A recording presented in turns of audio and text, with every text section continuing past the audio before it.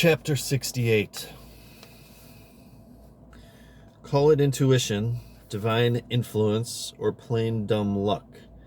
Any way you sliced it, it was still Eureka. Eureka! Surely Lee Cherie hadn't expected to solve cosmic riddles by consulting a book on package design. She merely had a hunch that such a book might enlighten her about the reasons for there being pyramids on the camel pack.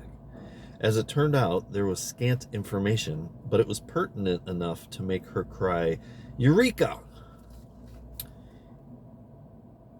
Camels, it seems, hit the national market in 1914, the year, according to interpretations of the Book of Revelations by Jehovah's Witnesses and others, that Jesus Christ was finally coronated as King of Heaven.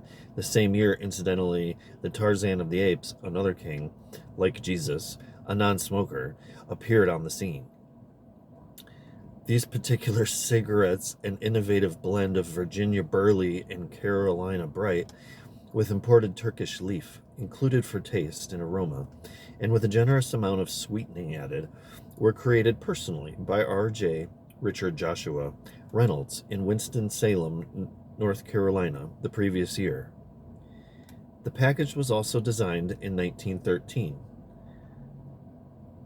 It was Mr. Reynolds' idea to name the new cigarettes Camel, or Camel, to give them an exotic mystique befitting their Turkish ingredient, and it was Reynolds' young secretary, Roy C. Haberkern, who talked Barnum and Bailey into letting him photograph Old Joe, the cantankerous circus dromedary, for the title role on the pack. Who placed the pyramids in the background is unclear. Who placed the pyramids in the background is unclear. The camel label had been prepared for Reynolds by a Richmond lithography firm, and it was believed that an itinerant lithographer newly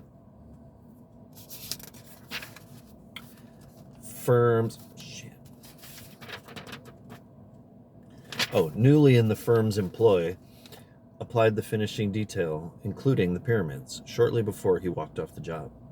Nobody remembered his name, but they recalled that he was a talented draftsman and had flaming red hair.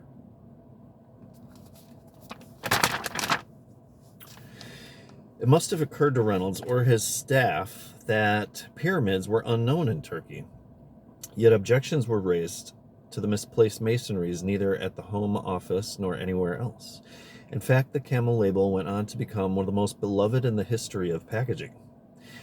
When, in 1958, the manufacturer tried to alter the label, just a few minor changes to the familiar camel and the pyramid symbol to modernize the 45-year-old design, smokers raised a stink more vile than last night's ashtray. R.J. Reynolds, Jr., son of the deceased founder, was so angry that he sold a block of his company's stock, and public reaction was negative to the extent that the directors quickly returned to the original design. After Lee Cherie had read the story of the camel label 3 or 4 times, she closed the book and placed it atop the chamber pot where Julietta would be sure to see it and carry it back to the library. Lee Cherie was done with the book. Lee Cherie had no desire to clutter the pure pyramid of her thoughts with the knowledge that the Baby Ruth candy bar was named for the daughter of President Grover Cleveland and not for the baseball player, or that double bubble gum was originally called Blibber Blubber. Her Eureka device was jangling and flashing. She was about, and she tossed the camel pack high in the stale attic air and caught it under her chin to formulate a theory.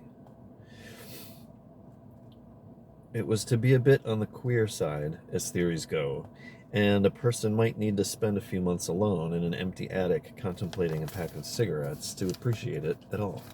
Nevertheless, resonance of the theory was to reach rather far, and it would reshape the life of that princess who had given up the world for the moon, who yearned desperately to make love stay. Chapter 69. The theory arrived neither full-blown, like an orphan on the doorstep, nor sharply defined, like a spike through a shoe.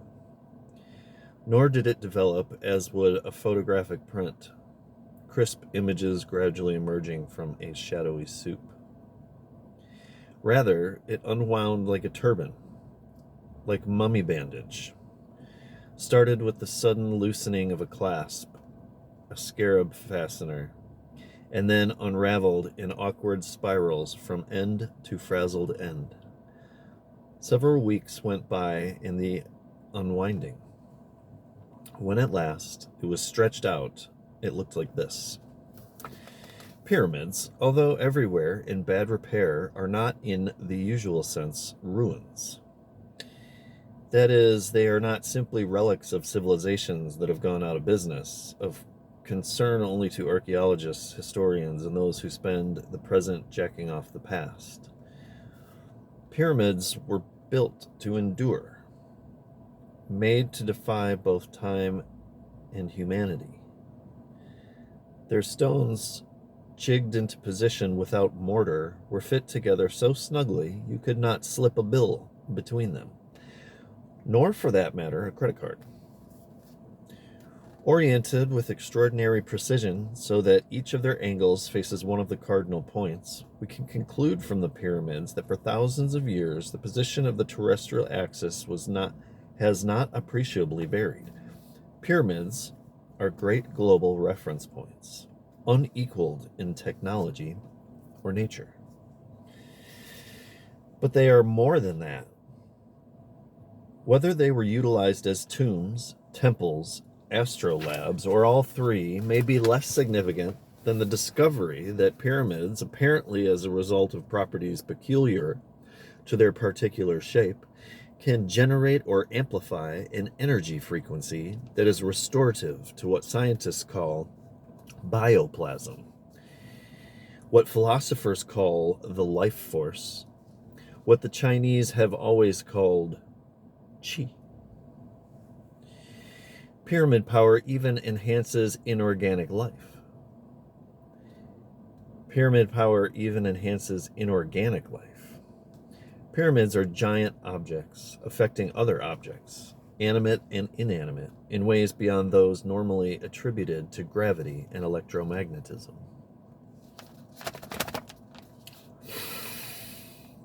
Whatever the intended function of pyramids, they are not obsolete.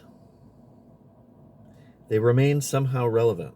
In the last quarter of the 20th century, with the current civilization staggering, blindfolded down a rail strewn with banana peels, the mysteries of pyramid power, once solved, might provide an answer to the ubiquitous question, where do we go from here? Obviously, somebody wanted us to keep pyramids in mind, because the pyramid symbol has been placed conspicuously upon items we regularly handle or observe. On any given day, there are more than 2 billion $1 bills in circulation. For most of the century, half of the cigarettes smoked in the United States were Camels. Something like 30 billion a year. It isn't likely that pyramids were chosen arbitrarily to adorn two of the most popular common objects of modern times. Somebody knew that dollars and cigarettes would be in wide circulation and saw to it that pyramids would travel with them, constantly reminding a culture separated from the original structures by distance and time that pyramids have something of value to give if we'd learn how to receive it. Exactly who was responsible for that prominent and constant pyramidal display? Well, the committee that created the dollar bill in 1862 acted out of tradition and sentiment. It decided to include a pyramid symbol because there had been one on the last paper currency issued in America. Some interest-bearing bank notes used to finance urgent undertakings such as the War of 1812. Those early banknotes had been designed by that jack-of-all genius, the only enlightened man to ever hold high political office in the United States, Thomas Jefferson. The hand that put the pyramid on the camel pack in 1913, almost exactly 1 century later, hung from the inky sleeve of a transient lithographer who departed soon afterwards, perhaps to join the military forces being recruited for World War I. Looking for connections, we find that both designs were executed in the state of Virginia, less than 100 miles from Washington, D.C., the most powerful and influential world capital of the era. Ostensibly, the only other similarity between Jefferson and the nameless lithographer was the fact that each had red hair. That might be relegated to the realm of meaningless coincidence, were it not for one thing. A certain race of red-haired Caucasians was credited in the myths, legends, hieroglyphics, and oral histories of Chavin, Mochica, Tiwanaku, Inca, Maya, Olmec, Zapotec, Toltec, Aztec, and other New World pyramid-building peoples with having ordered and supervised pyramid construction. If no redheads are mentioned in connection with Egyptian pyramids, it may only be because not a single legend or historical account concerning pyramids have survived Egypt. 200 years after the last pyramid was reared in their country, Egyptians were as baffled by the big masonries as everyone else. Okay, let's get this porcupine on the street. A race of carrot-topped demigods known everywhere as Redbeards appeared at various places in the ancient world, transforming the natives, spurring them to develop highly advanced civilizations in a very short time, leaving behind vast pyramids and other solar lunar architecture, when they suddenly and inexplicably disappeared. That much is fact. It is also historical fact that the Chavin, Mochica, Olmec, Zapotec, and Toltec peoples also vanished abruptly and without explanation. Apparently, the Redbeards had powerful enemies capable of zapping whole civilizations into other dimensions. If the Redbeards were extraterrestrial, a lunar race dispatched to Earth, for whatever reason, from the planet Argon, when their enemy would have been a solar society, the blonde Argonian ruling class. Call them Yellowbeards. When the Yellowbeards learned what the Redbeards were up to on Earth, they immediately zapped the people with whom they were conspiring. Poof! Off went the Chavin, next the Mochica, then the Olmec, and so forth. Transplanted, each in turn from the universe to the anti-universe, leaving no forwarding address. Friendship with the Redbeards bore a certain liability. Finally, the Redbeards themselves were zapped. This occurred shortly before the arrival of the conquistadors in the New World. When the Spanish priests heard tales of Redbeards, they naturally labeled them devils. It's no coincidence that Satan is usually depicted as being as red as boiled crabs. Stuck in the anti-universe, still, the Redbeards did not give up. They had faith in the potentiality of Earthlings. Maybe they felt that alone in the universe, we here on Earth, perhaps because of our close proximity and special relationship to our moon, possessed the humor, the playfulness, the romantic sentiment, the general warm and honorable looniness to counteract the rigid solar efficiency of the Yellowbeards. Surely the Redbeards would not accept that the pyramids have been built in vain. Therefore, they attempted to reestablish contact with Earth. Of necessity, communication would have to be telepathic, and it would have to rely primarily on simple visual symbolism. Since the so-called anti-universe is a mere image of the so-called universe, words would be reversed as they crossed from one dimension to the other, and language, even when translations were faithful, would make no sense at all. So the Redbeards beamed their telepathic vectors into earthly dimensions. Only a few humans responded, and they exclusively redheads. Maybe a trace of racial memory, an ancient residue of Argonian DNA remained in their genes, and the response was far from desirable. Reception of the extra-dimensional transmissions confused them and frequently brought them grief. For example, Vincent van Gogh, the most famous redhead omitted from the 12 most famous redheads list, took to painting vases, chairs, stars, etc., as if they embodied the life force, which they likely do, as if they were vibratory fields, auras around them, which there probably are.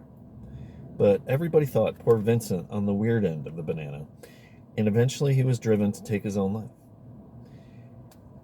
After several centuries of similar failures, the Redbeards refined their technique.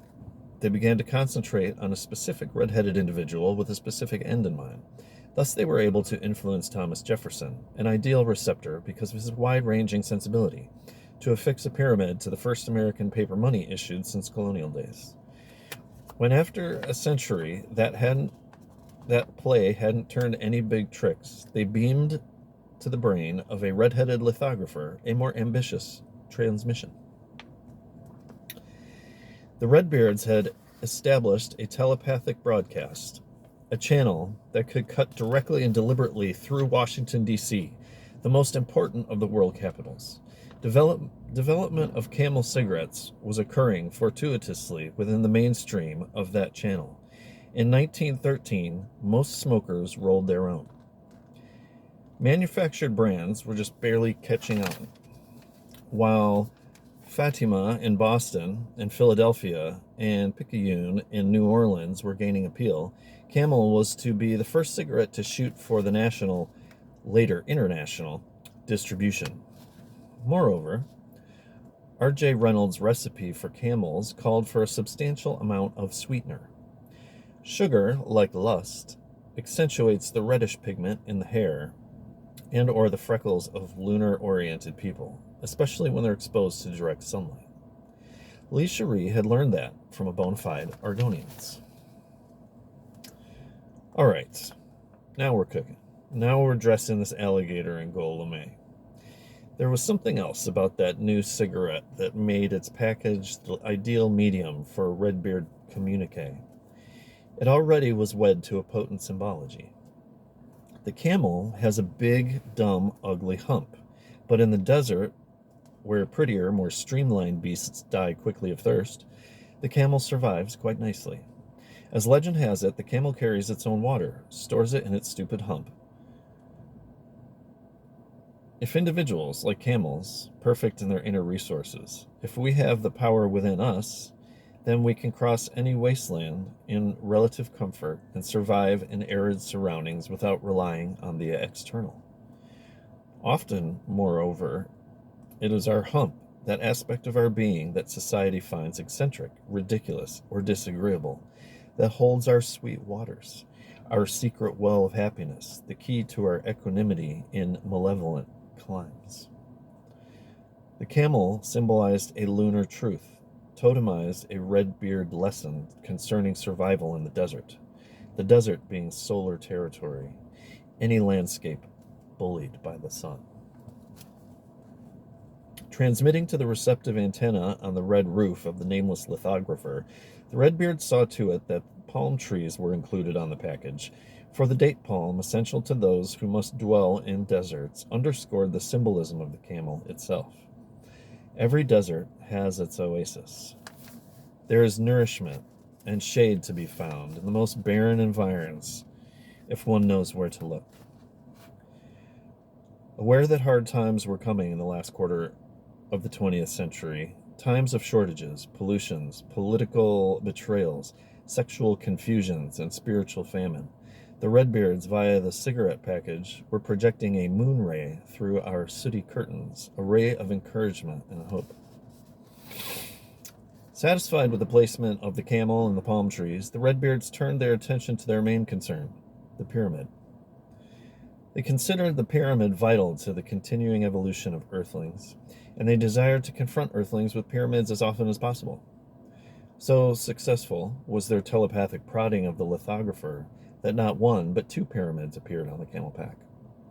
Since the fellow was still tuned in responding beautifully, thank you, to the Redbeards also had him work into the design a naked woman, representative of the moon goddess, the great mother, the feminine principle of creation, growth, change, and renewal. The moon goddess is the oldest recorded and most universally common deity, and it was only fitting that her abiding fertility makes its presence felt in the desert on the Pack. It was the Moon Mother, perhaps, who was behind the regenerative power of the pyramids. She symbolized that power, certainly. In order not to spoil the composition, she was rendered most subtly on the package, hidden in the yellow and brown coloration in the left forequarter of the dromedary. That was apropos, for this queen of love, this caregiver of fantasies and dreams, this shepherdess of the star, this healer and nurturer of all life, had always made herself manifest in subtle and mysterious ways. As a reminder that the Moon Queen is ever threatened by the Solar King, we witness this cosmic drama monthly as the waning moon is consumed by the light of the sun. A yellow-maned lion, the ancient and prevalent solar symbol, was also hidden in the body of the camel, above and to the right of the woman. That should have done it. That should have made the camel pack a vessel of symbolic truth, unprecedented in the last quarter of the 20th century, a virtual lunar Bible, compact, accessible, and concise, as befitting a transistorized age. But the Redbeards, excited now, had a masterpiece by the tail and didn't want to turn it loose. They decided to take a further daring step. They would try sending a word from their dimension into ours. How carefully was that word chosen? The word that allows yes, the word that makes no possible, the word that puts free and freedom and takes the obligation out of love, the word that throws a window open after the final door is closed, the word upon which all adventure, all exhilaration, all meaning, all honor depends, the word that fires evolution's motor of mud, the word that the cocoon whispers to the caterpillar, the word that molecules recite before bonding, the word that separates that which is dead from that which is living, the word no mirror can turn around. In the beginning was the Word, and the Word was choice.